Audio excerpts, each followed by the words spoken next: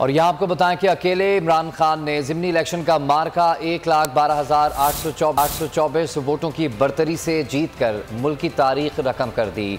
13 जमाती इत्तेहाद में पाकिस्तान का एतमाद नज़र नहीं आया। इमरान खान के बयानिए की जीत हो गई। और यहाँ आपको बताएं कि अकेले इमरान खान ने ज़िमनी इलेक्शन का मार्का 1,12,824 वोटों की बरतरी से जीतकर मुल्क की तारीख रकम कर दी। 13 जमाती इत्तेहाद में पाकिस्तान का एतमाद नज़र नहीं आया। इमरान खान के बयानिए की जीत हो गई। सबसे बड़ी कवरेज, सबसे बड़े पैनलिस्ट, हमने तो बड़ी PMLN के वार सहे, वो भी बिला वजह। सबसे ज्यादा रिपोर्टर्स। इलेक्शन कमीशन की जानिब से कोई इंतजाम इतने अच्छे तरीके से नहीं किए गए।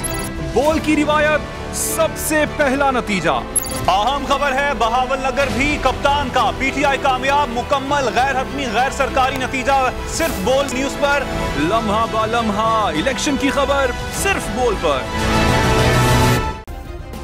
सब्सक्राइब करें और बेल दबाएं ताकि कोई खबर रह न जाए।